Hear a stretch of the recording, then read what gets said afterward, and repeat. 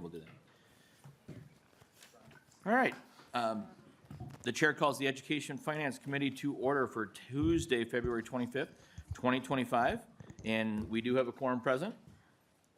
Representative Green, have you had a chance to review the minutes? I have, Chair. And Representative Green, would you like to move approval of the minutes? Please move the approval of the minutes. Representative Green moves approval of the minutes. All those in favor say aye. Aye. All those opposed say no. And the minutes are approved. Members, we have 3 bills on the register. The last one, and we're going to move these in order a little bit. The last bill is House File 1034. I'm going to go ahead and move that one up and just get that out of the way. It should be a pretty simple bill, but of course, it is my bill, so you guys can do whatever you want. And I can just talk you down. But we're gonna get that one and wait for a couple other members to get in. So Representative Kresha will move House File 1034, and the intention is to send that to the General Register. I'll give you a minute to grab that. So, members, what this does, and I'll just do it from the chair, and then we'll switch chairs on the next bill, 779, or after House File 1, excuse me. But this bill was working with Chair Joachim, and the last time we put a pilot program together for Little Falls, an aviation, transportation, and CDL program.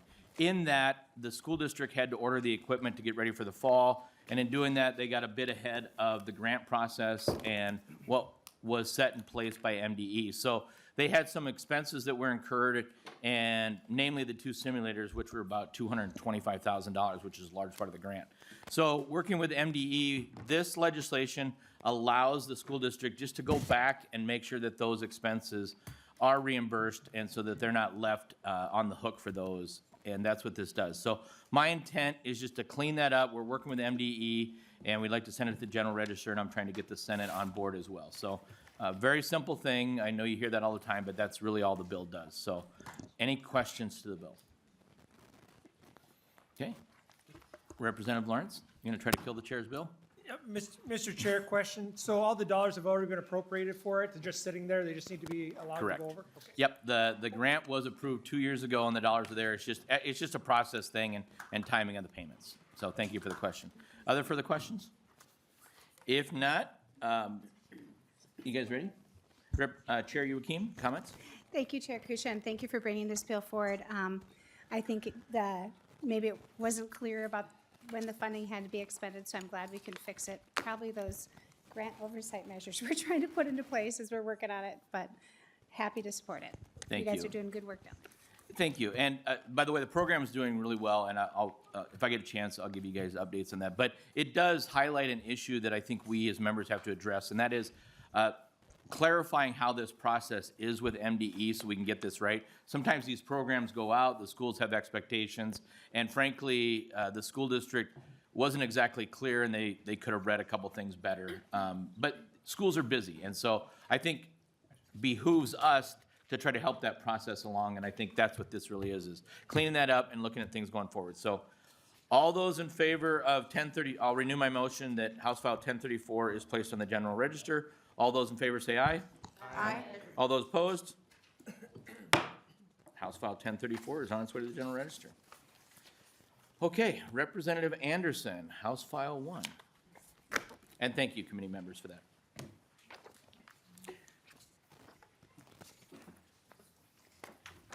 All right, members, we're now going to proceed to the second bill, first bill on your agenda, House File 1. Welcome to the committee, Representative Anderson. You're not a member of the committee, so the chair will move that House File 1 be re-referred to the Committee on Judiciary, Finance, and Civil Law.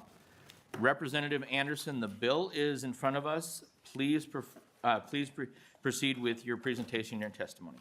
Thank you, Chair Kresha. And I will be relatively brief. I want to give just a little background. I know several of you have heard this in other committees already, or you'll hear it in future committees as we keep going around to committees. House File 1 is the bill that essentially creates an independent Office of Inspector General for the state of Minnesota, for essentially state government. A little history. We currently have inspector generals within several agencies across state government, including the Department of Ed, and I'll spend a little time on that. For those of you that maybe weren't on the committee or weren't here 2 years ago, in 2023, because of all the fraud and the issues feeding our future and more things that we were seeing, we passed with bipartisan support, Office of Inspector General within MDE. There is I don't recall the number of employees, and it wasn't many. It was less than 5, I think, employees. That was passed in '23. I know in '24 there was discussion. I can't remember if it was in front of this committee or in front of the tax committee, where I had asked the gentleman who was the Inspector General whether he had essentially the ability to do his job, whether he had enough authority, and he sort of punted and essentially said, not really. And that person is no longer there, by the way. So I don't know if there's a new Inspector General already, or if there's just interim in the Department of Ed. So that's just a little history on the Department of Ed. Again, it's a relatively new thing within MDE, but it's not a new thing within some of the other agencies, especially HHS and so on. This bill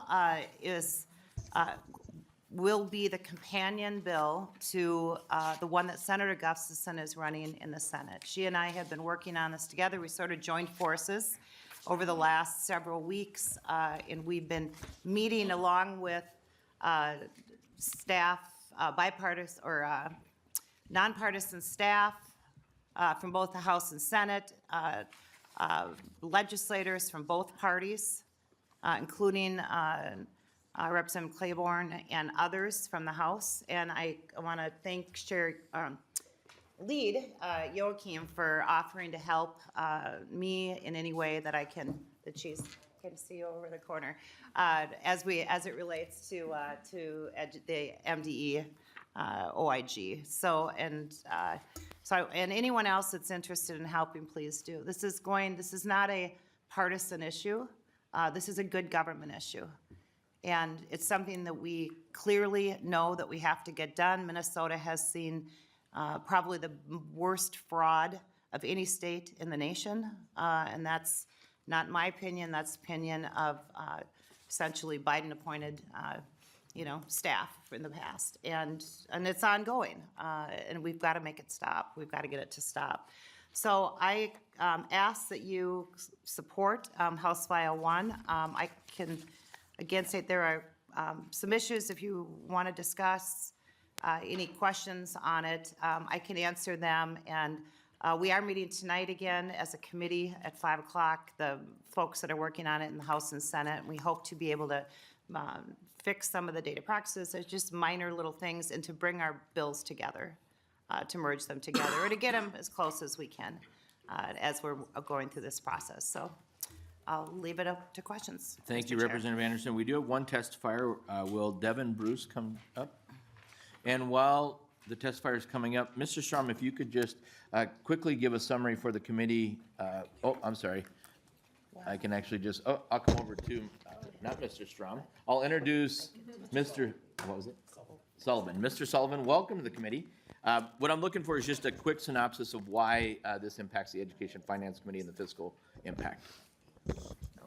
Mr. Chair and members, the House File 1 would create a new independent Office of the Inspector General that would provide oversight of all state agencies, including the Department of Education. So a portion of House File 1, Article 2, would eliminate statute governing MDE's OIG office and the data practices statute that goes along with that, and transfer those duties for oversight, investigations of fraud, and other misuse of public funds to the new independent OIG as soon as that new OIG is staffed up and ready to assume those duties. Very good. Thank you, Mr. Sullivan. And to the testifier, Mr. Bruce, if you would state your name for the record and please begin with your testimony. Thank you, Mr. Chair and members. For the record, my name is Devin Bruce. I'm the Director of Legislative and Political Affairs for the Minnesota Association of Professional Employees, MAPE. We are a union of over 18,500 state professionals across all agencies, boards, and commissions, including the OIG staff housed at all of the executive branch agencies. Thank you for the opportunity to testify. House File 1 has some interesting issues, particularly regarding its approach to addressing waste, fraud, and abuse in our system. One of the things that we have been testifying in various committees is specifically to the classification issues that are present here in the bill. What this proposal does is currently strip away essential worker protections and safeguards that ensures employees performing the work are protected from arbitrary or politically motivated dismissals, similar to what we are currently seeing at the federal level. Whether it's intentional or not, the provisions in this bill are reflective of a broader attack on qualified government workers to make it easier to replace them. For those unfamiliar with Minnesota's civil service system, the difference between classified and non-classified service essentially boils down to the hiring and firing procedures that are applicable to them. Classified employees are hired through a merit-based competitive selection process and can only be terminated for just cause. Classified employees covered by collective bargaining agreements, such as the ones being declassified and transferred here, enjoy even greater protections typically reserved for some of the folks who are looking to access the grievance and arbitration procedures that aren't always reflected in the commissioner or the managerial plans. Unclassified employee positions are typically reserved for those whose job requires some duty of loyalty and confidentiality to the agency heads or to political appointees. The language here in this bill stripping OIG employees of their classified service designation and union protections is antithetical to a qualified and independent office of Inspector General.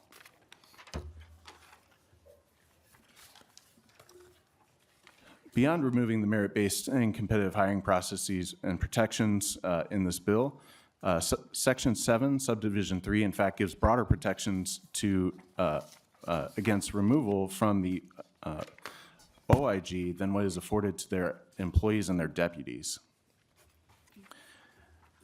The bill will additionally make administration of grants management and oversight far more difficult for those who are currently doing licensing and oversight in DHS, in MDE, and other agencies, as those aren't strictly within the parameters of an OIG investigation.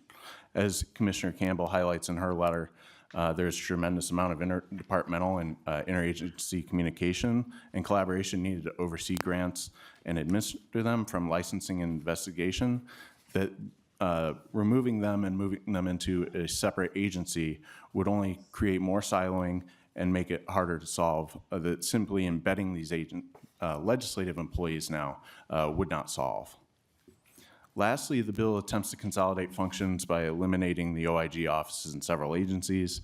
We've talked in other committees about the issue with eliminating particularly DHS licensing because they are the only authority that is licensed by the U.S. government, particularly CMS, to administer the Medicaid program. The other part is concerns with siloing and eliminating DCYF. We've seen issues when we were trying to create the agency of Department of Children, Youth, and Families, and how moving one-to-one ratios simply did not work and created more duplicative services that were needed to backfill some of the positions and ensure that those licenses maintained by the agencies did not create federal uncompliance.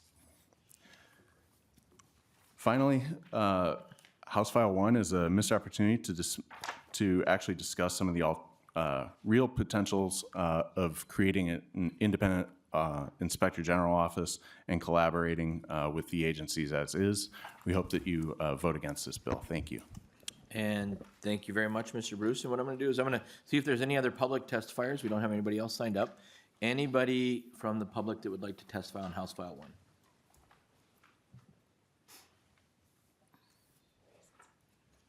I don't see anybody. And one more time, this is a public meeting. Anybody from the public? With that, Representative Anderson, would you like to make comments to the testimony? And Mr. Bruce, you're welcome to stay up there for that, and then we'll go to member questions. Representative Anderson. Thank you, thank you, Chair. Mr. Bruce and he's been here at every one of my committees. So the main issue is in the bill, as it stated, it says unclassified for all the employees. That is not the, that is not the intent. It will not be what's in the final draft as we're working through each of these. We intend to completely mimic the Office of the Legislative Auditor.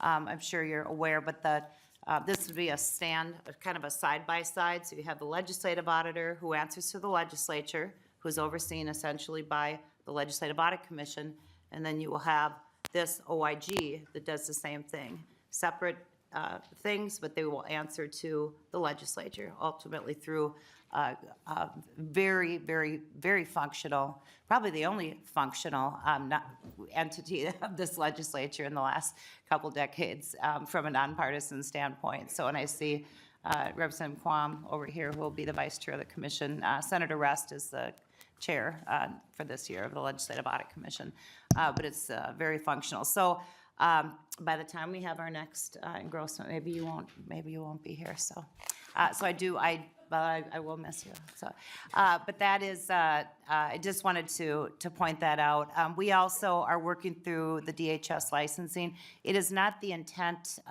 So different agencies have different things that they sort of put under an OIG. Some put a few employees, and some put, significantly more, but they don't need to be there. And so it's not our intent to pull out things that should be left within an agency. There really aren't OIG functions, and potentially DHS licensing is one. And we'll be working through that.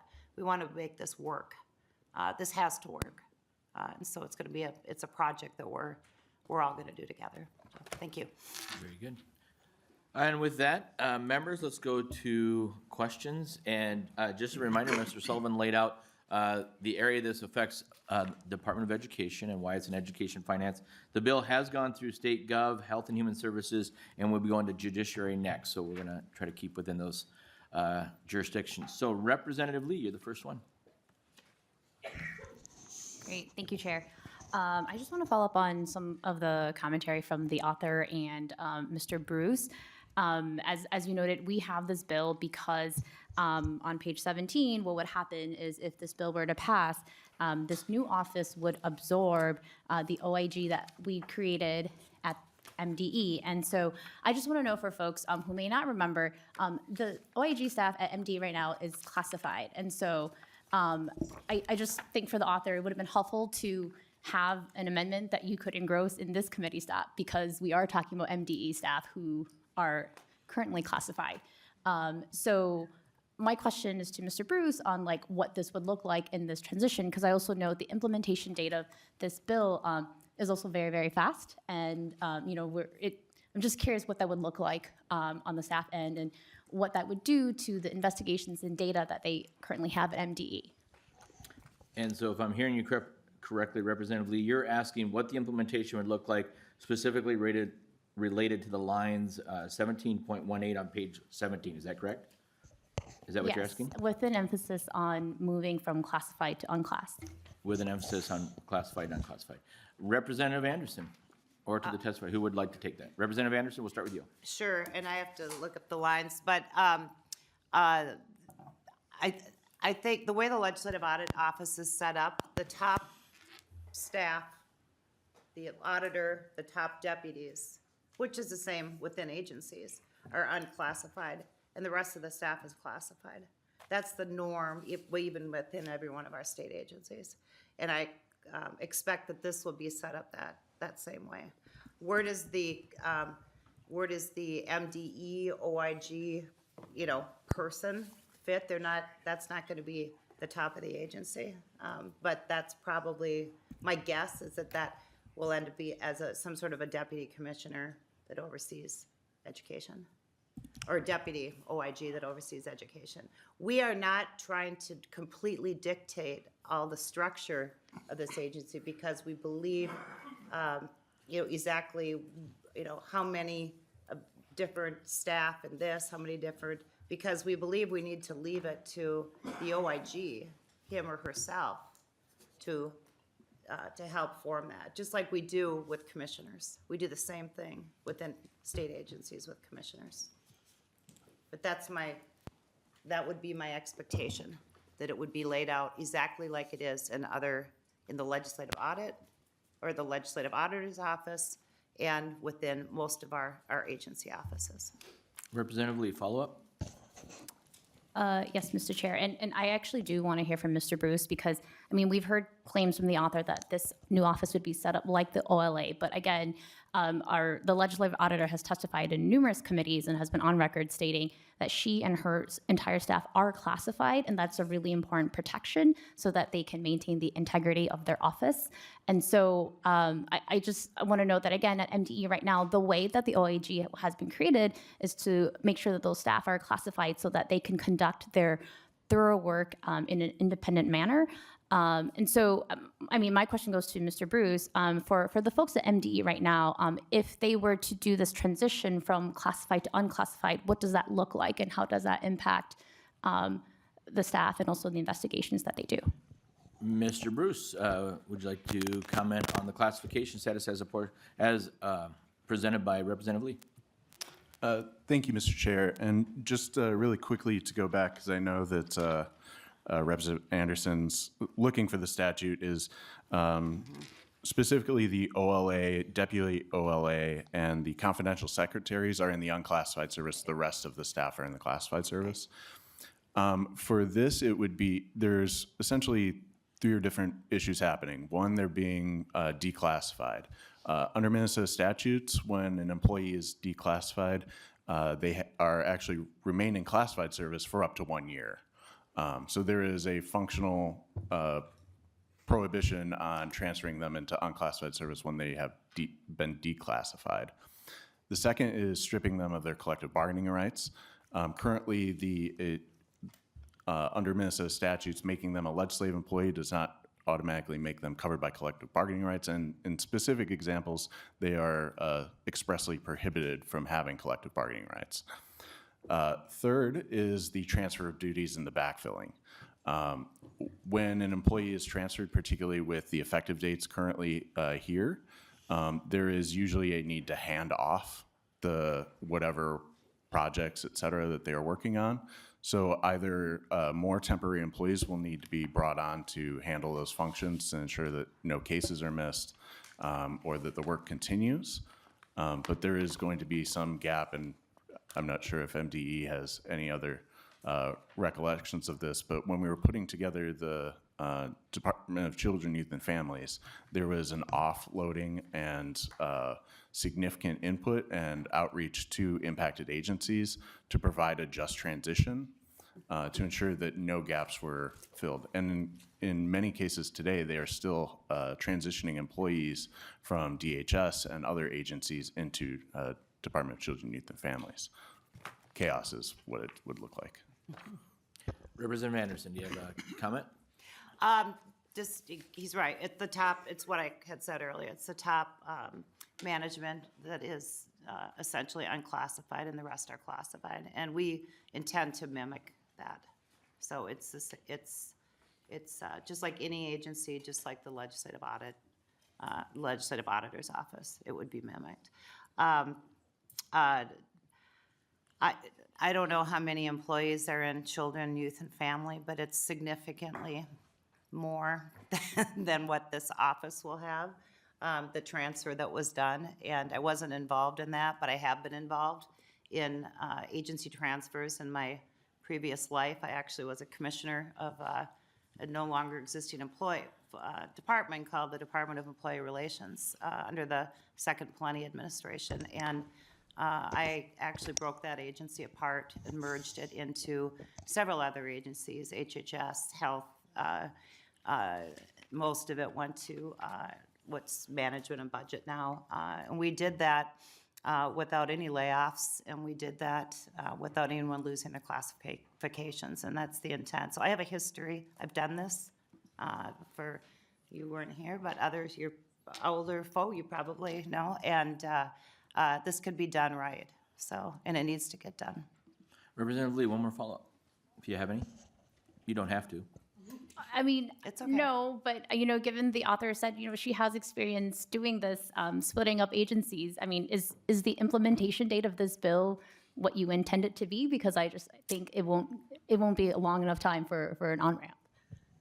Representative Anderson, any Thank you, and comments on the Representative Lee. implementation? It's the language in here, essentially, the handoff will occur when the new OIG says that they're ready. So the handoff doesn't have to occur exactly on the, July 1 of whatever. So within the, and I'll go through and find the language. But we understand that. All right. Representative Hill. Thank you, Chair Kresha, and thank you for bringing the bill, Representative Anderson. I have 4 quick questions. I promise to be very brief, but I want to touch on a couple of elements of the bill. It has to do with scale, timeline, and feasibility of both.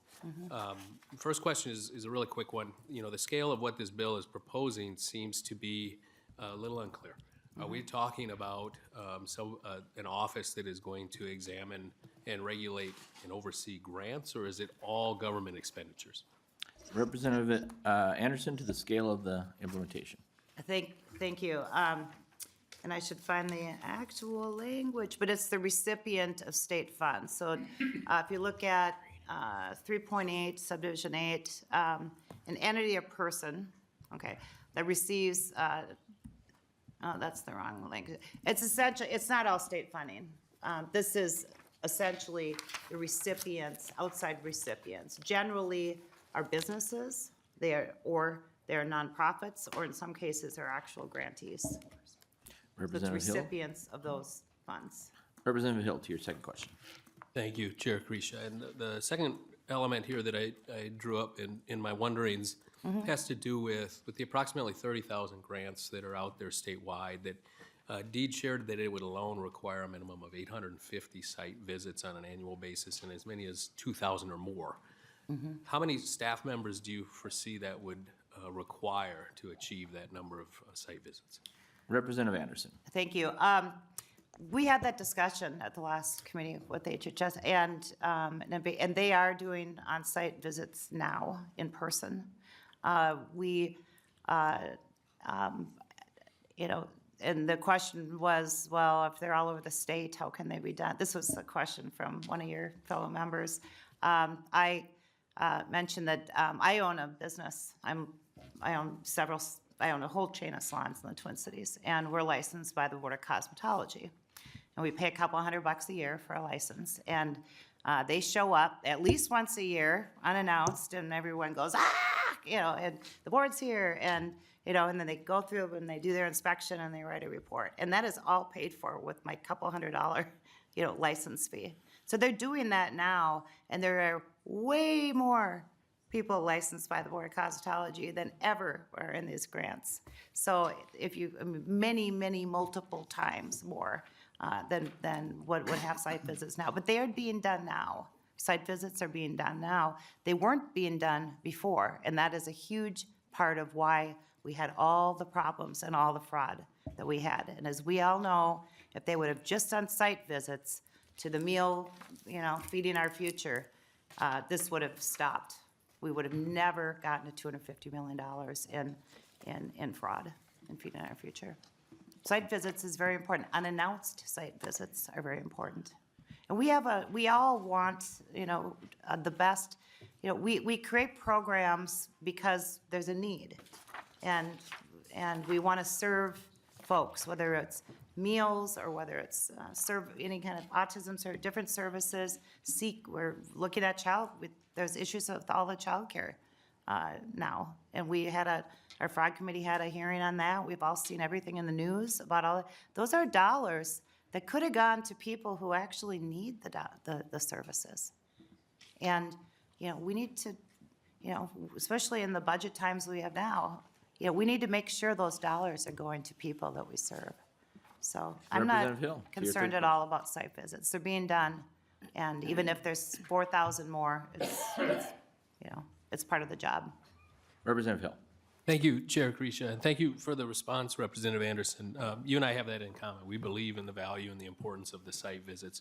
This gets at the feasibility of the staff, the number of staff, the timeline is what I want to touch on next. The timeline for implementation for this bill is July 1 of this year. And the question is, how could it be possible to implement this challenging task on a short timeline? How would it be possible to have the inspectors in place to achieve these site visits on an annual basis? Representative Anderson to the timeline. Thank you, Representative Hale. And I apologize, I don't have that section. Maybe can you help me numbers? The section. And Representative Hill, let's go to your fourth question while we Yeah. look that up, and we'll come back to it. Thank you, Chair Kresha. And just one more, Representative Anderson. The last layer is related to that. Yeah.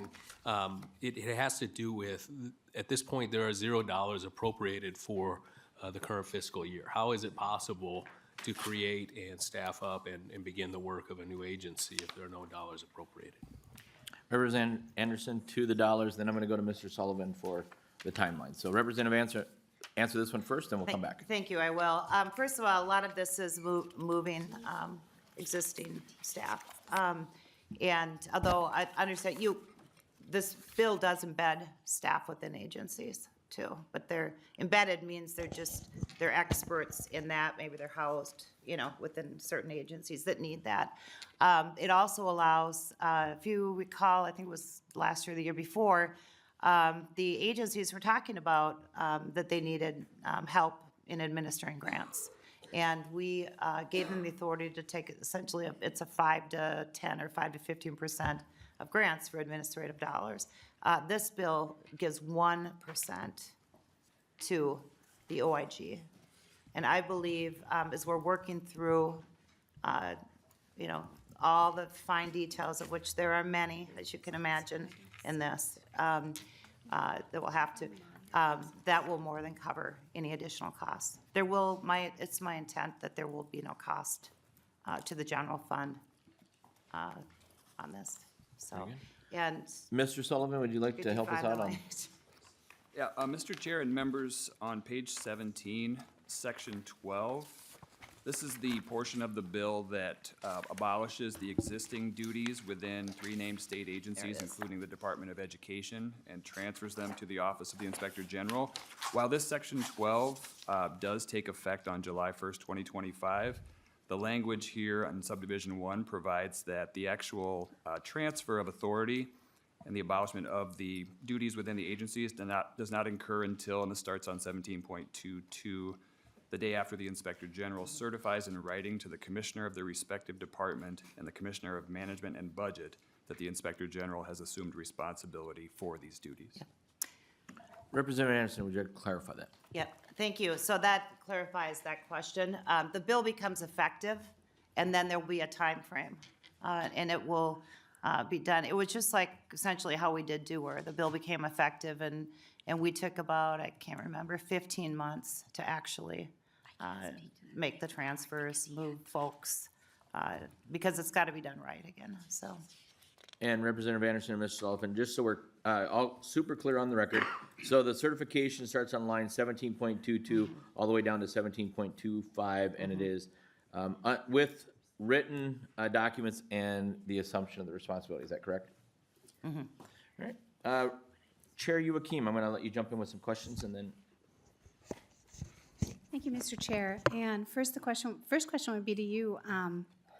I know that this bill doesn't have a fiscal note, and while I appreciate the authors saying that it's not going to cost anything, it still is changing the budget in MDE. So once we get a fiscal note, will this bill be back before us? Chair Joachim, so I've talked to Ways and Means, I've talked to the author, and I've been very clear that if this is going to change anything in education finance, it would have to come back through here, and we'll see what that looks like or what the Ways and Means wants to do. But yes, I think the intent, if we have a financial impact, it should have to circle back through and make sure we do that correctly.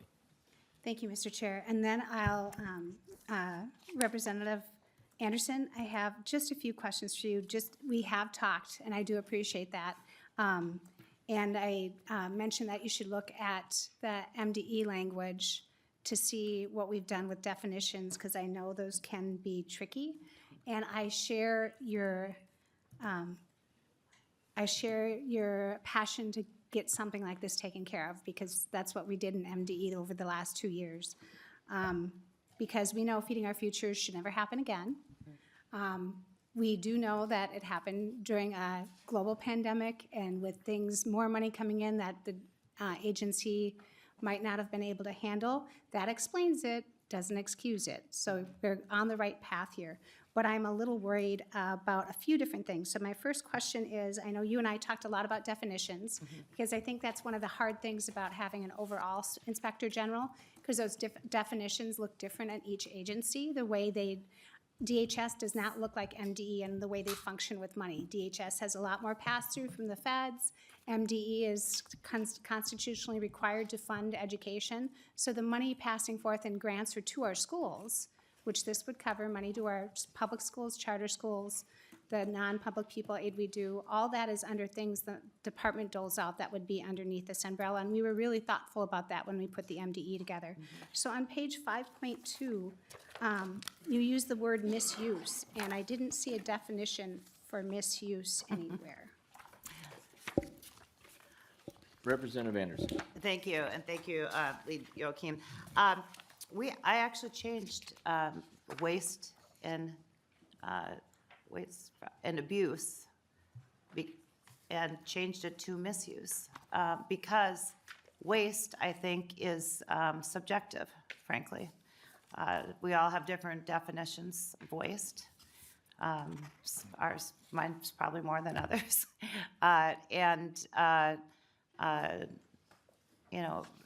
Abuse is also less subjective, but slightly subjective. And so we kind of combine those terms, and so we're now fraud and misuse. And I think that's much clearer. And so we did that throughout the entire bill when we did the last amendment. Chair Youakim.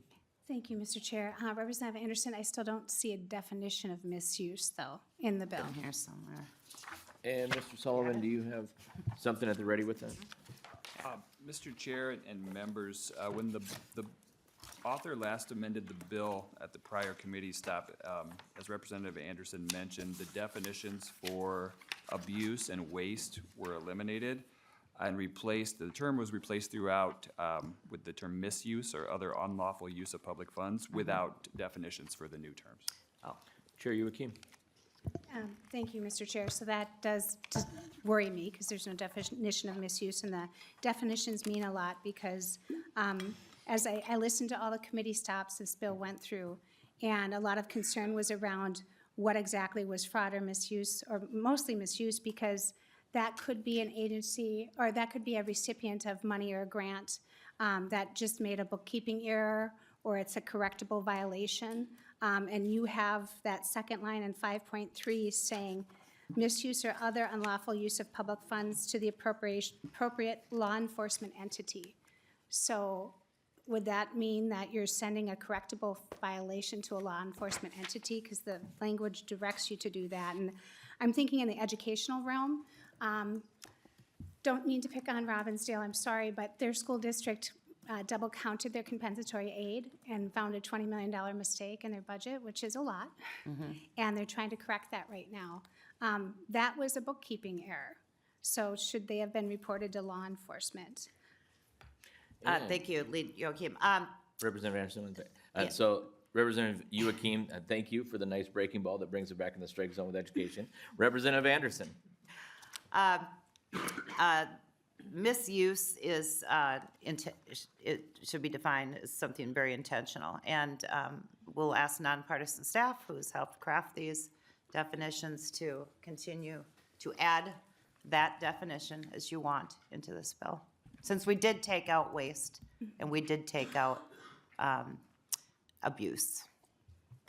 And Representative Anderson, just a thought for that as I'm thinking through this conversation, and thank you for the Robbinsdale, but you might just want to consider whether or not the use of intentional before misuse is there. Thank you. Representative Youakim. Thank you, Mr. Chair. And I'll try to keep it in the realm of education too, because that's where I know the MDE OIG from. So, You're doing fine. Also, and I know this is going to judiciary, and thank you for that, because putting my Senate staff hat on from a long time ago, I worked in that area. And I know Chapter 13 is paramount when it comes to dealing with data and privacy.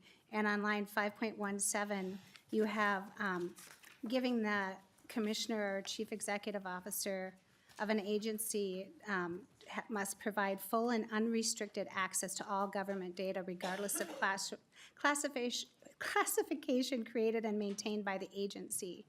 I'm wondering what parameters they have on that data and how far they can go in an investigation, because it doesn't seem in the language to be attached to a specific investigation. And I know on one of the other committees, I think it was Representative Howard that brought up a very good point. If you were looking at a school, let's say it's even let's say it's Robbinsdale again, sorry, Representative Freiberg. But let's say you did decide that it was a misuse for them to double count the compensatory, and they had all access to data at that school without parameters. All that data also goes into families that have data at that school. Would they be notified that their data has been given to an inspector? I'm glad it's going to judiciary, and I would just want you to think about some of those implications when you're looking at that, when they start talking about Chapter 13, which is almost as complicated as the education formula, but not quite. And then I had a question along the data too, when you go to judiciary. Section 7.11 and 7.14, you completely opt out the Inspector General from all of Chapter 13. Or maybe nonpartisan staff can tell me if I'm reading that right. Mr. Sullivan? Mr. Chair and Representative Joachim, on page 7, lines 7.15 to 7.18, those provide that the Inspector General would be subject to Chapter 13 Government Data Practices Act and would be required to protect data from unlawful disclosure. Thank you. Maybe you can explain to me 7.11 to 7.14 then. Am I reading it backwards? And Representative Anderson, if you could do that quickly, or did you want Mr. Sullivan? Mr. Sullivan. Mr. Sullivan, if you could. Mr. Chair and Representative Joachim, lines 7.11 and 7.18 work together as sort of a package. 7.11 clarifies again that the Inspector General, like the Legislative Auditor, has access to all government data regardless of classification. Paragraph B provides that if a state employee then provides classified or not public data to the OIG, they are not violating Chapter 13 by doing so. And then paragraph C, 7.15 through 7.18 assert that the Inspector General is subject to Chapter 13. Chair Joachim? And I'm sure this will get Yes. talked about in the judiciary, but Thank you, Mr. little Chair. bit of latitude to I will come. move off the Thank you. data piece then. Sometimes I miss that subsection, and I'm That's okay. still concerned that it doesn't have enough parameters about the investigation and how far you can go in. So maybe they'll have you look at that too, is that it should be very tailored to the data that you need for the investigation and not all that daisy chain email there. And we kind of talk about that if you look at the language that you're repealing from MDE, how to keep that a little tighter. And then the last thing I would have, and I thank you, Representative Hill, for asking the questions about when this transfer would happen, because I was a little concerned too with Section 12 having to happen July 1st, 2025. But hearing that there'll still be a process after that. And maybe that's how I'll end with some of my questions, is that process. This is something that should take a really long time to be done, longer than this session that we're having, longer definitely than the deadlines we'll have for policy and budget. Just as an example, when we set up the MDE OIG, they got rolling. We gave them 2023, we gave them the money. They finally hired somebody in the winter of 23, and by the following year, in 2024, we put more definitions around what they were gonna do. They started taking complaints though, January of 2024. And that's why they were working with definitions with us. And they've done really well. They've had 140 complaints. They closed 80. There's 60 still open. But it took 2 years to get that set up. You look at the transition for Department of Children, Youth, and Families, that was 3. And they're still cleaning that up. And we're talking about moving a lot of people around with this bill. Even when you look at, we'll be talking about standards later this week, that takes about 2 to 3 years.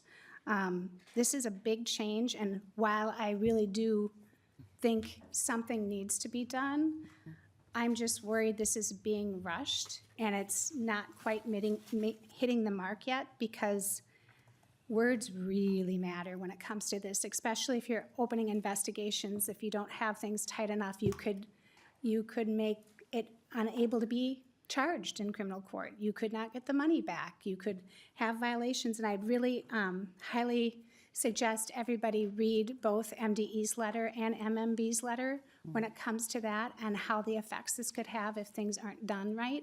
And that's all in our packet. But I hope you talk to MDE directly, the 4 members that you're working with, as you're going through this transition, because I think they'd have a lot of good suggestions. And I appreciate being here. Thank you.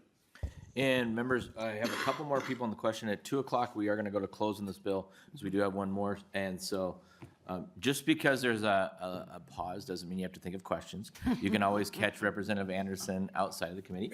Representative Vernig, then Representative Ingen, then Representative Green. So Representative Vernig. Thank you, Mr. Chair, and thank you, Representative Kwong, for the use of your microphone. I seem to pick the wrong spot today. Bipartisanship at its finest. Representative Vernig. Yes, and I asked a series of questions in the last time I saw this bill, and I do have a question based on, that sort of came to me today, based on the letter from Commissioner Jett, I believe. Yes, from Commissioner Jett.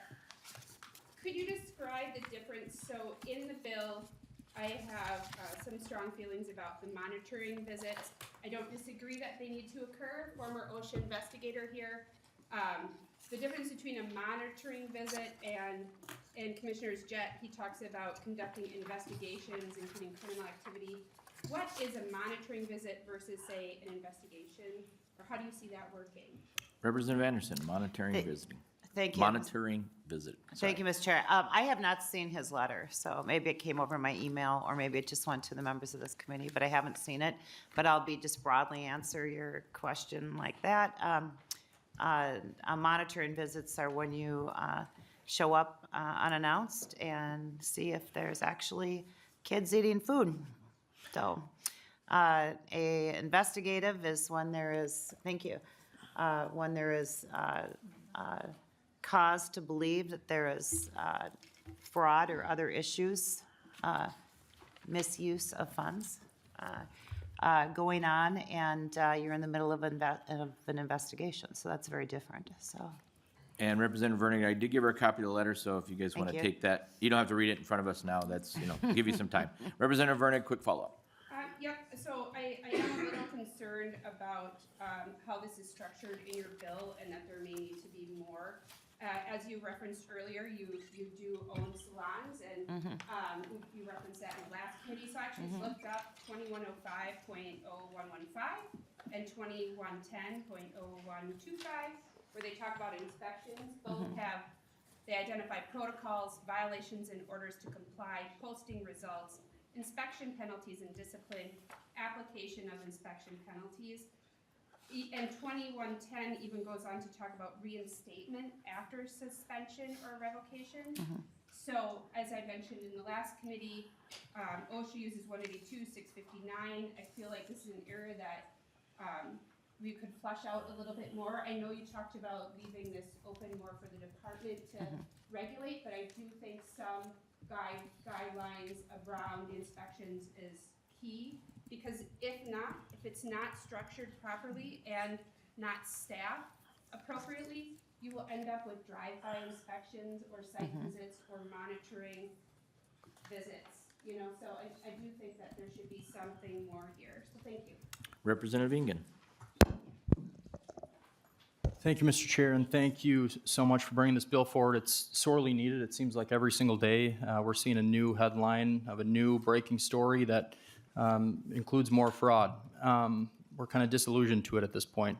But one of the questions that I wanted to revert back to and see if this would be a potential amendment that you'd consider bringing forward, have the OIG hire outside private counsel or actors to aid in their investigatory actions. So if you're looking for the feasibility of conducting those site visits, maybe a contract with a private investigative firm or a private forensic auditing firm, that might be beneficial in kind of streamlining that process. And then the question that I had, Mr. Chair, can the OIG bring forward civil or criminal complaints? Representative Anderson. Thank you, Representative Ingen and Mr. Chair. The, this office will probably refer civil and criminal complaints. They'll do the investigative, but I suspect most of the prosecution will be done by the Attorney General, by the feds, by county attorneys.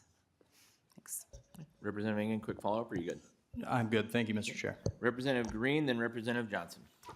Thank you, Mr. Chair, and thank you, Representative Anderson, for bringing this bill forward. I know there's no doubt we need tight oversight.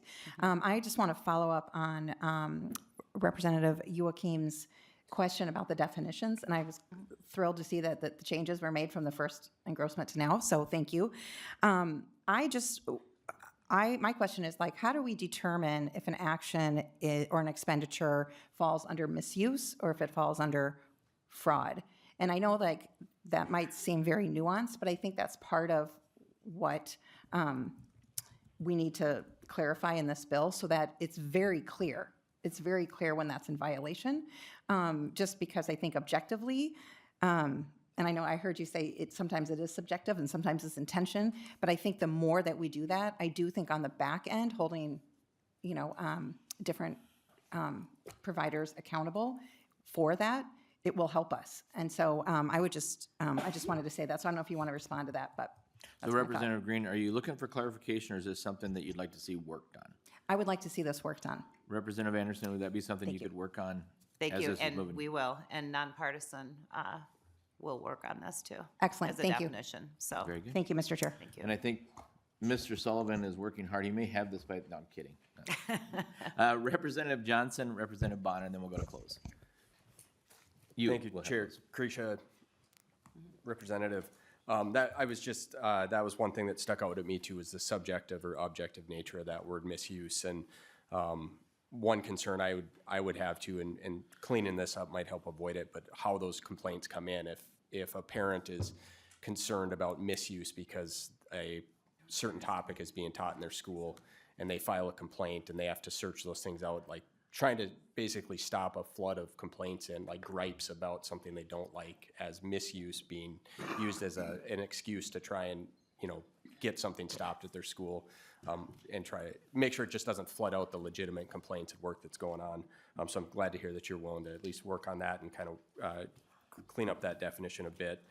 The other thing I just wanted to ask about was when we talk about recipients of state funds and then tying that into those in-person inspections, with those, and this is just for clarification for me, with those pass-through funds, if that money goes from an agency to a nonprofit and then that nonprofit does work in a school, is that visit happening at the nonprofit? Is the visit happening at the school? Is it every step of the process, or is it just the end user of those dollars?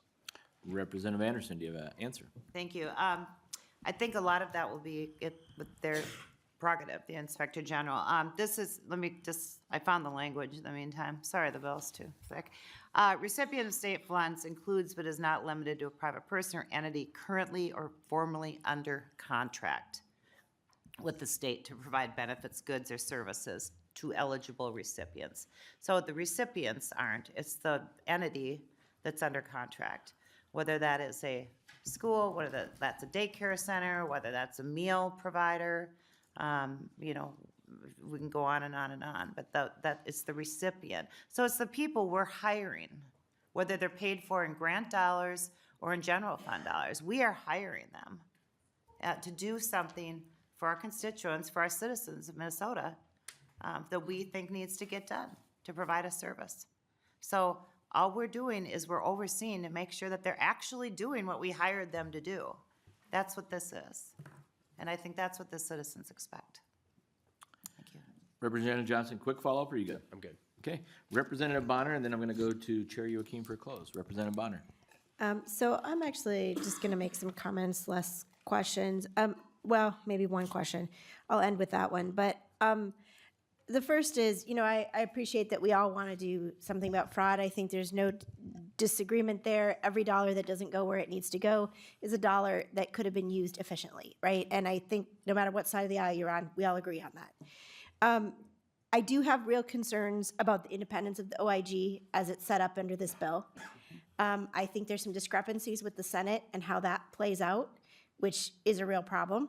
I also worry about the classification of employees and how that might impact their independence and what that looks like.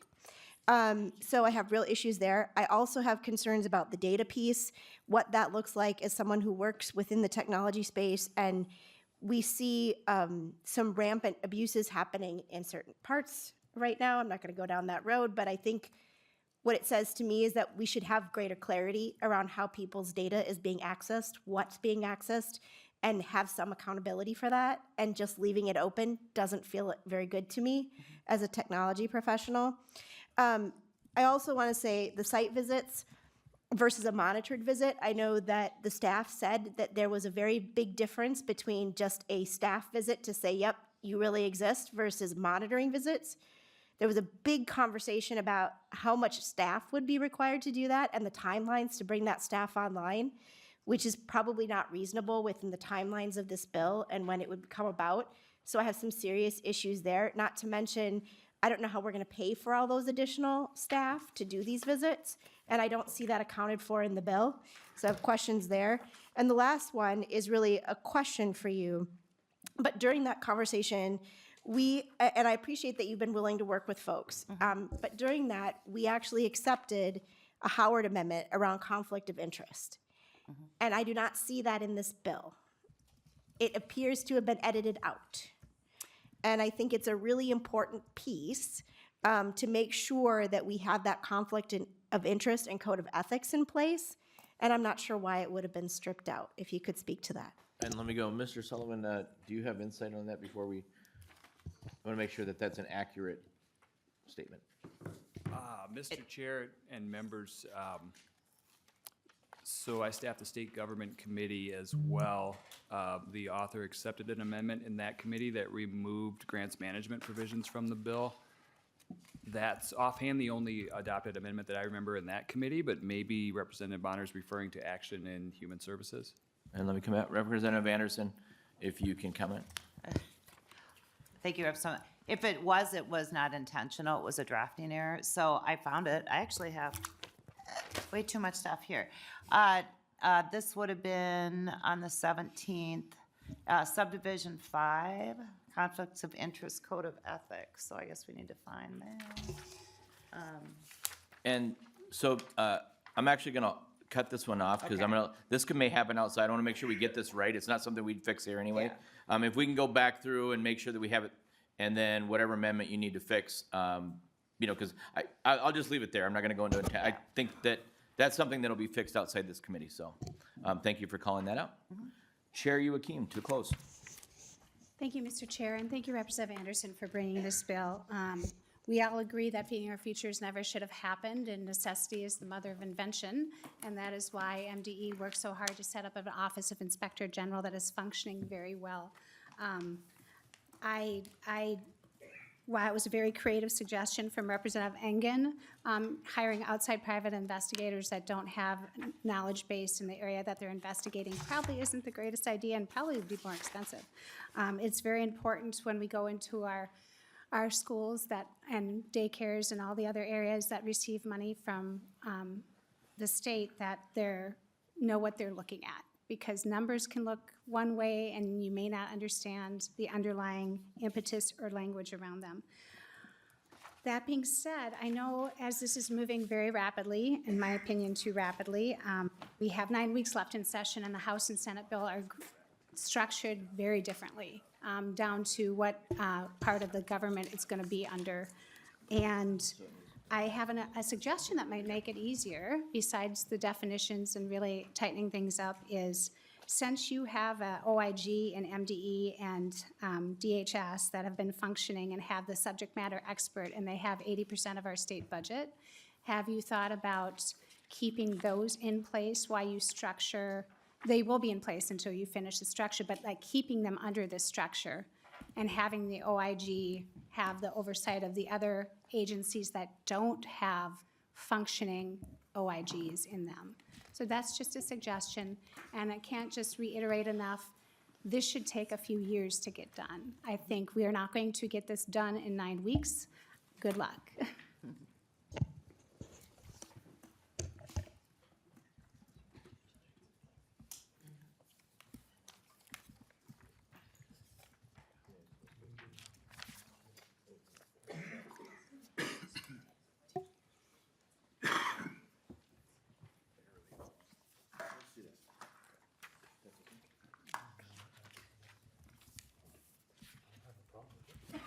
So members, in consultation, thank you, Representative Bonner. So, want to make sure that it wasn't nothing was intentional. It was a misstep, and I want to make sure I don't call out staff or anything for that. So actually, what I would like to propose, this was adopted, and if it's okay with you, Representative Anderson, I would have Mr. Sullivan read the language, and if you would take that as a friendly amendment, we would just adopt that and make sure that goes into the bill. Is that acceptable to you, Representative Bonner? So, Chair Kresha moves the oral amendment as to be read by Mr. Sullivan. Mr. Chair and members, the language, Representative Bonner was correct. The Howard Amendment was divided in state government, and the first half was adopted. That must not have been conveyed to the reviser in the committee report. So the language that the chair is moving to add the language to the second engrossment would be on page 3, after line 32, insert subdivision 5, conflicts of interest, semicolon, code of ethics, period. The Inspector General, comma, Deputy Inspector General, comma, Assistant Inspectors General, comma, and all other employees of the office are public officials for purposes of the conflict of interest and statement of economic disclosure requirements in Chapter 10A, and are subject to the Code of Ethics in Section 43A.38 where applicable. Thank you. And so members, this was already adopted, and I'm going to go ahead and move us to adoption of that. Do you have a quick comment, Representative Bonner? Do we need to renumber the sequencing, the next line, renumber the subdivisions in sequence? And so I'll direct staff to go ahead and do the renumbering as appropriate.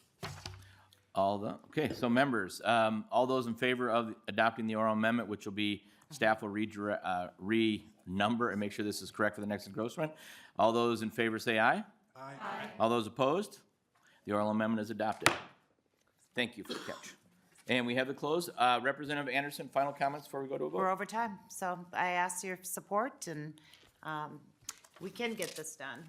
This will take a year and a half probably to implement, because that's what it took on others. But it's very doable, and this is much less of a work than what we've done with children and families, and significantly less than what we did with Doer. So it's very doable, and it has to get done. So, thank you, Representative Anderson. The chair renews the motion that House File 1 be re-referred as amended to the Committee on Judiciary, Finance, and Civil Law. All those in favor say aye. Aye. All those opposed? You're on your way. With that, I'm going to ask Representative Bakebird to come up, and I'll take House File 779 from the testifiers. I've got it right here. There you go. Thank you, sir. I'll take this. You want to have this one later?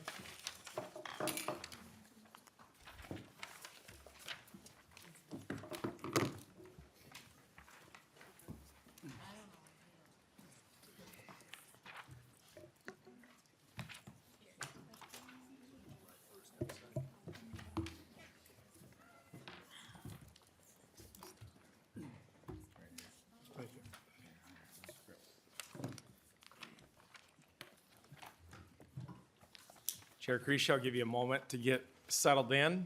Ready. Thank you, Chair Kresha. While you get yourself situated, Chair Kresha moves House File 779 before the committee with the chair's intent to lay it over for possible inclusion in an omnibus bill or further consideration at a later date. Chair Kresha, please present your bill. Thank you, Chair Bakeberg. And so with that, members, we've seen fraud in childcare and through the CCAP and other nutritional programs. Obviously, we are the stewards of the taxpayer dollars. And so knowing that fraud is real, pervasive, and persistent, and that victims are oftentimes caught in unsuspecting situations, and these are our parents, our children, and they're really being denied services that are intended to support them. And so one of the most recent scams involves recruiting and putting parents in a position where they might unknowingly sign their children up for substandard tutoring services and signing away their rights to tax refunds or inviting a tax audit. This is made worse when the Department of Revenue treats the parents like potential criminals rather than nonprofits, or the tutoring centers seeking these are doing unsavory tactics. As detailed in recent news reports, and you have a couple of those in your folders, we have a scheme where apparently the conduct with no due diligence on the educational partner's provided tutoring or other services that was substandard. In the end, the child is denied legitimate education. The parent is essentially robbed of their entitled tax refunds, while these entities and their tutoring partners appear to be paid in full. That doesn't seem to be right. It's not right.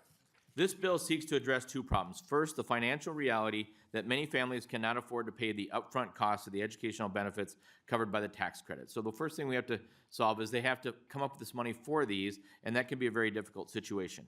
Second, shutting down the K-12 credit assignment program that these entities use to bankroll their fraud. I will be the first to admit the bill is the start of the conversation. As you can see, I'm the only author. I'd love to have other authors. The advance payment option included in the bill likely has a cost that needs to be determined through a fiscal note, which is why we'll be laying this over. And there might still be a place for legitimate actors to use the K-12 assignment program to help eligible parents. So we have to get this right. This bill, based on the model established with the child tax credit, provides lower income qualifying families with the option to seek an advance payment of up to half the eligible education tax credit, and the bill ends the K-12 assignment program, which would no longer be needed if the parents effectively have the cash in hand to pay for legitimate educational expenses. The bill would examine whether the educational tax credit could be provided to eligible families through an electronic benefits transfer card that would work like a debit card, similar to how families access SNAP benefits. I should have with us some qualified House resource staff to help answer technical questions about the current tax credit, including family eligibility and qualifying expenses. And so with that, I do believe I have a couple testifiers, and as I said, I'd like to start the conversation on the bill and see if we can get some support. Members, we have two testifiers. I will call forward Mr. Omar and Mr. Shaver. You guys can both come up if you're here. When recognized by the chair, I will ask the testifiers to identify themselves for the record and any organizations you might be representing. I will ask you to keep your comments to about 3 minutes.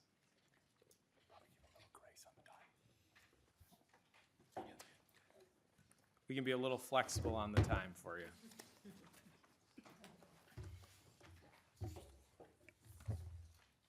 All right. Mr. Omar, do you want to go first? If you'd please identify yourself for the public record. Hi, everyone. My name is Abshir Omar, and thank you for this opportunity. I wanted to speak on this bill because, like most of you, I read those reports from Sahun Journal and Minnesota Reformer. And it's a really unfortunate situation to see families, especially low-income families, who are struggling to get their children a better education, right? Families that understood that their children are falling behind. And it's a clear statistic in this state that our children are not doing as well as children in other states. You can refer back to the Minnesota Fed report a few years ago about reading, writing, math, things of that nature. And these parents found out about a program that is able to provide free tutoring for their children. And that's what they were told, at least, in the report, many of these families, the 18 mothers that came forward. But what turned out to be a grant program was exactly this program that we're talking about today. And basically people, unscrupulous people who saw an opportunity to make a quick buck, not only making a quick buck, but abusing labor all the way on the other side of the planet, right? We're worried about workers in Shein factories not making enough money. We're looking at tutors making $5 an hour for a program that's pretty lucrative when you look at it. And these parents need their tax return. They use this money for repairing their vehicles, paying for healthcare expenses, clothing, and many other different things for their families, right? These are people that live paycheck to paycheck. And when I heard about this bill, I thought this is a wonderful idea. Cut the middleman out, educate the parents directly, and have them have the opportunity to direct the funds directly without having to go through a nonprofit or a foundation and not having to rely on the service provider, like that was reported in the articles, and taking their own word and testimony for it. Is the program good? Absolutely. I think every child that needs additional assistance when it comes to their education, I think that's something that we should support 100%. Making sure our kids are able to read, do math, understand science, I think is important for this state. It's important for our workforce. But more importantly, it's good for creating a society that is, cognizant, that can critically think. I think that's a good thing for our society. But the problem is And this is a cyclical issue that we're seeing relating to fraud. The biggest fraud that occurred in this state, Feeding Our Future, I was directly involved with. I was a senior consultant for the organization. I came in about on the last 5-6 months before the raid occurred. And the funny thing is, when I joined Feeding Our Future, the first thing I did was do an internal audit. And I sent an email to the executive director highlighting 10 organizations that I thought were highly suspicious. And the first thing that happened was my access to the email server and the database was cut the following day. Then we have the raid that occurred a few months later, but before that, I held training sessions with all of these sites and all of the providers, and I said, hey, a lot of this math is not adding up, and we want to start looking at accountability, what's going on, and if you don't come to these trainings, you're going to be immediately cut from the program. Everybody showed up. Some of these things were recorded. And as you know, the feds came in and investigated and shut a lot of these people down, and some people went to jail. And the funny thing that happened was I start seeing my name being printed in the Reformer, in the Star Tribune, saying, am I involved with the fraud? Abshir Omar, a political organizer, a political strategist. He was consulting for this organization. Is he part of the fraud? What's going on? And almost 3 years later, have I been called as a witness? No. Have I been investigated? No. Have I been charged in any way? No. What we're seeing is these frauds occur again and again and again, and it seems like the state of Minnesota is not doing enough to investigate, is not doing enough to find out what's going on with our tax dollars, right? And when we're looking at this article, one organization named is Darul Faru, right? The providers for success tutoring are involved in this organization. Guess what? They were also involved in Feeding Our Future. One of the key organizers for the organization pled guilty and was charged 17 years in jail, right? What also do we see? These parents asking the Attorney General's office to investigate, and the article states what? No comment. Well, guess who's a big financial supporter of Keith Ellison when he's campaign financing? A lot of the leadership at Darul Faru. There's a lot of questions going on here, right? People are asking what's going on with our tax dollars. How are we investigating this? How are we protecting parents, right? I don't want to go over my time, but I want to support this bill because it cuts the middleman out.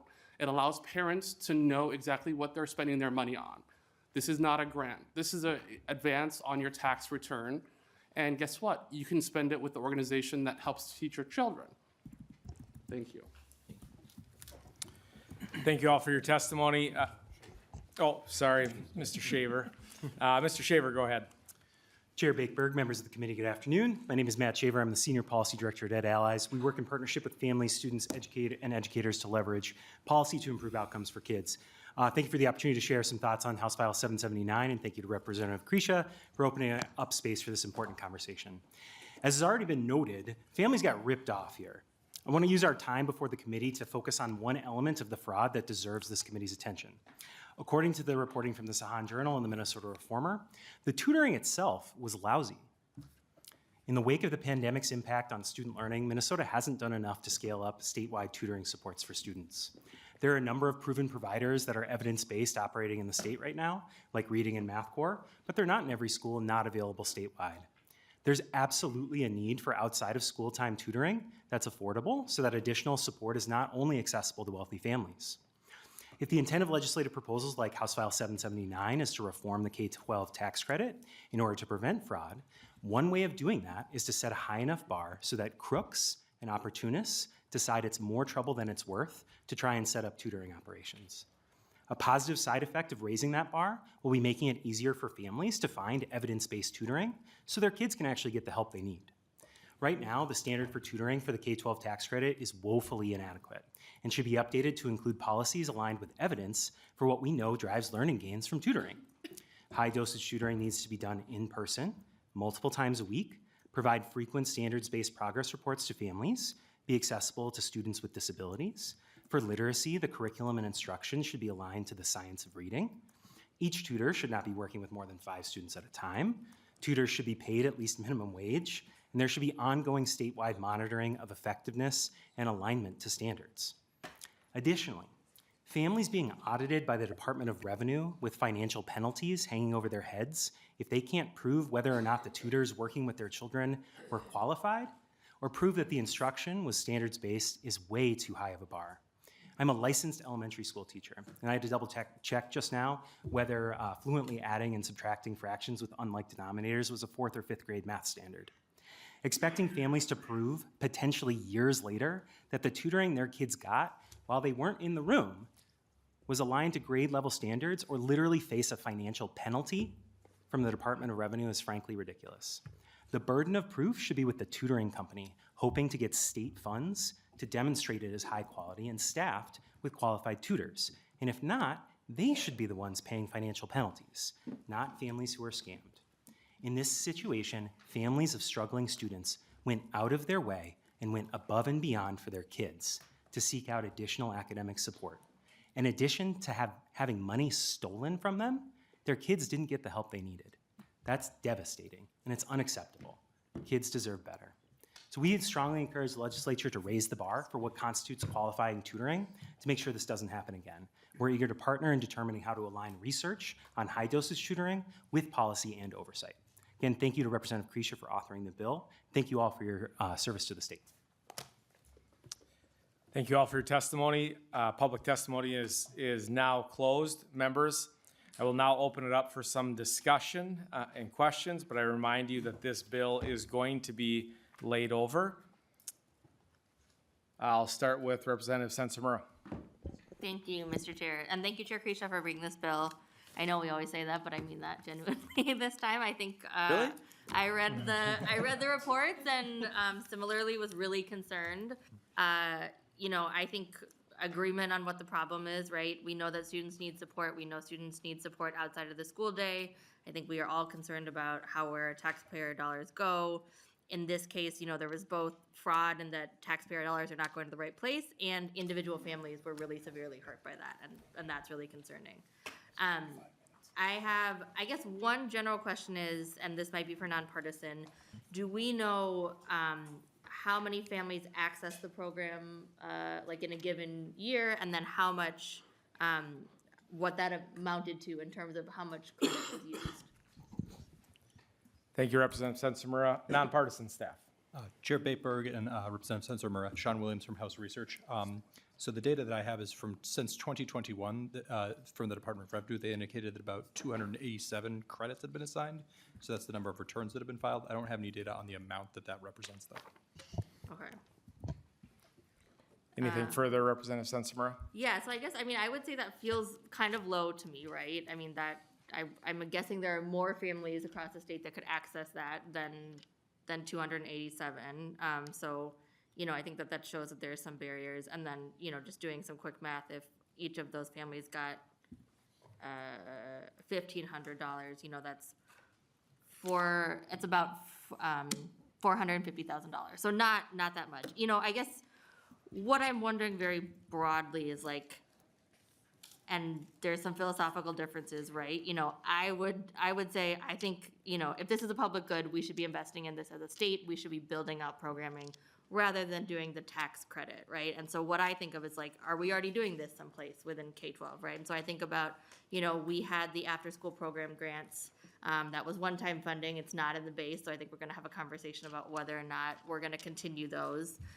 You know, and we put $30 million into that, right? Which I think was a good amount that will impact, you know, families across our state and take out the middleman, right? Where, you know, families are not having to get a loan. They're not having to figure out later on if this program was certified by MDE. You know, I think I have some general questions about like, what does a certification look like with MDE? What is the time that it takes for them to do that? Because again, if we are, as a state, figuring out where should we give grant funding to, right? It seems like on the front end, that's where we should be putting the effort rather than the certification on the back end. So I guess a question for you, Chair Kresha, I think I have two of them, is like, is the tax credit the way to go for this? Or, you know, as chair of the K-12 Finance Committee, like, could we just be investing in tutoring programs that work across our state?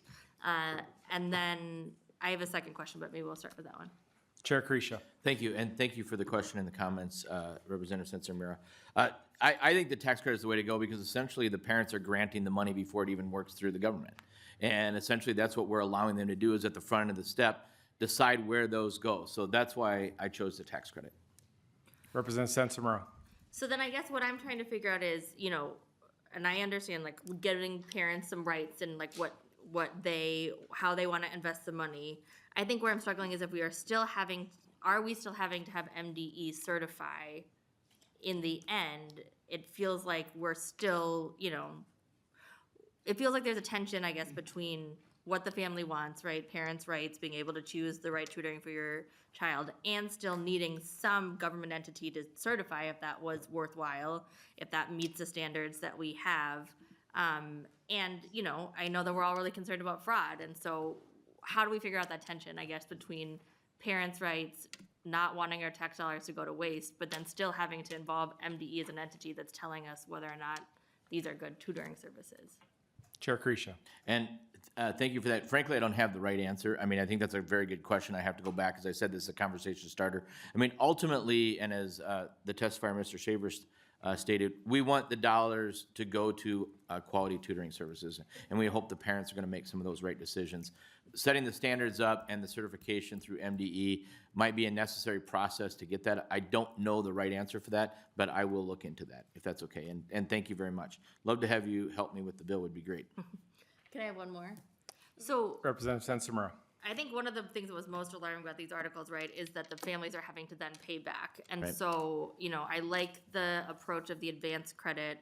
I'm wondering, could there be some kind of, and I talked a little bit to people on our side of the aisle who know more about taxes, where they're talking about like some of our advance credits have like a safe harbor element where people don't have to pay it back.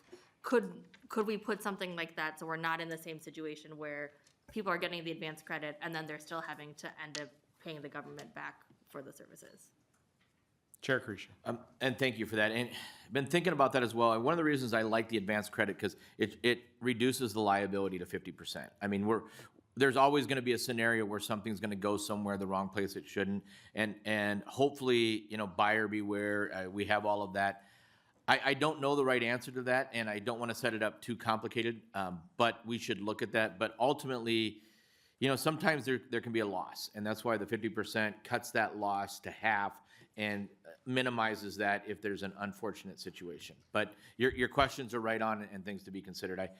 As I tell my kids, I wish I could take away all the bad things that happen in the world, but sometimes we can't. My kids don't listen to me either. Representative Bonner. I'm going to pass for the moment. Representative Lee. Thank you, Chair. Yeah, so I guess I am just picking up from kind of, I guess, Chair Kresha's comments about, you know, legislating away bad things, right? As we should, because that is our goal, and that is also really important for us as legislators in education finance, right? We want to make sure that students across the state, you know, get everything they need to become who they want to be and thrive later. And so I think for me, I'm interested in this idea about advance payments. So I'm glad the bill is being laid over and possibly worked on.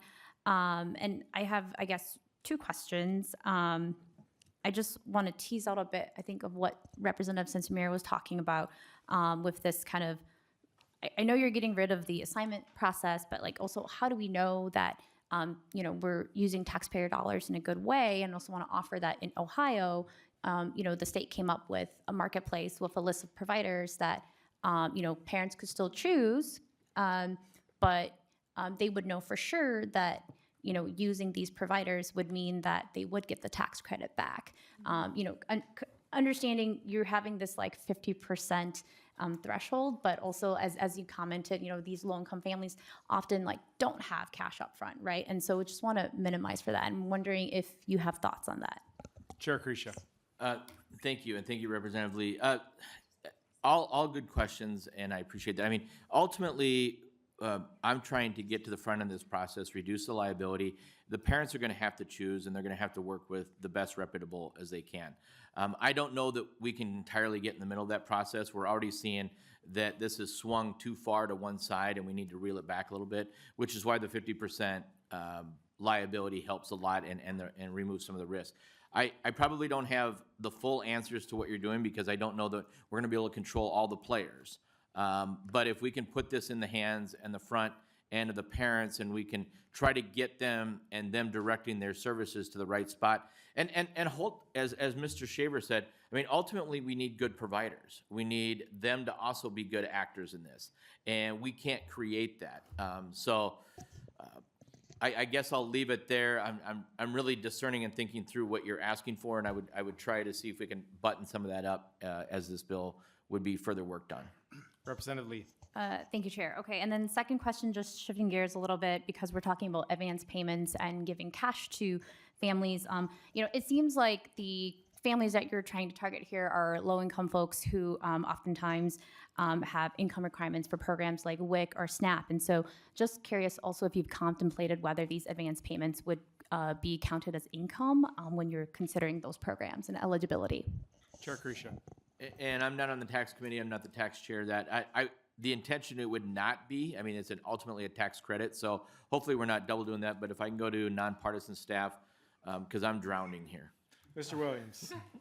Chair Bakeberg and Representative Lee, when the legislature established the child credit advance payments, there was some concerns that those might be considered income.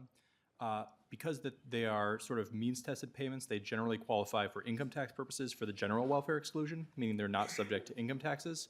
However, I think that there has been a determination by the federal government that the advance payments of the child credit would be considered income for the purposes of SNAP. However, one difference between those child credit advance payments and the advance credit payments contemplated by this bill is that those are periodic regular, so that they occur in 3 installments under the child credit, which my understanding is that has some sort of bearing on the determination about whether or not they're income for the purposes of SNAP. So I can't speak sort of directly with certainty about that with regards to SNAP, but I think that there may be reasons that these are not income for the purposes of SNAP, whereas the child credit advance payments may have been considered income for the purposes of SNAP. Representative Lee. Yeah, thank you, Mr. Williams. Just also another idea to consider as you continue to work on this bill in this committee. And as you referenced, I mean, eventually, I mean, when you've put together your final plan, will this go to taxes? Chair Kresha. Thank you, Chair Bakeberg. I'm sure it will be. I'm sure that, we'll talk to the tax chair and see where it goes. I don't have the exact path on where that could go, but if it's going to have the T in it, it's probably going to go through that committee. And again, this is being laid over, so. I'll go to Chair Youakim. Thank you, Mr. Chair, and thank you, Chair Kresha, for bringing this forward. This is an issue that we saw in the last few years that needs to be taken care of, and I know a lot of folks have been working on it. And you and I chatted before that maybe you want to reach out to Representative Norris because he's been working on this as well. And I believe in the Department of Revenue, in the governor's budget proposal in the Department of Revenue, I can't remember if it's in his policy or budget proposal, they do change the assignment, that pre-assignment too. So I think you're on the right track. And Representative Lee, thank you so much for bringing up the income base. Every time we do a tax bill, we really look close at that to make sure that we're not kicking folks out of programs inadvertently as well. So taxes are like a big Jenga puzzle and they're complicated. So thank you, Chair Kresha, and thank you for laying it over so we can keep the discussion going. Thank you, members. Chair Kresha will recognize you to briefly close your bill. Thank you very much. And so, members, first of all, I should admit that I broke rule number 43 in my handbook of being a good legislator, and that is never try to answer a question when a more knowledgeable person is in the room. So thank you to the nonpartisan staff. And with that, members, what I would just say is I think this has merit, and I think we recognize the problem, and I would invite others to sign on to the bill or help me pass this. I think this is one of those things that could be added on that, if done right, would make a substantial impact. So with that, I would renew my motion, Chair Bakeberg. Chair lays over House File 779 for possible inclusion in an omnibus bill or further consideration at a later date. Thank you, members. Chair Kresha, any closing comments that you wanted to say? Just looking forward to Thursday, we have House File 29 on the docket with the vehicle bills, and just look forward to that, and should be a good discussion on Thursday. All right. Let's see. Yep. I'm going through my list here of things. Members, that concludes our agenda for today. Our next meeting will be Thursday, February 27th, 2025. Thank you all, and the committee stands adjourned.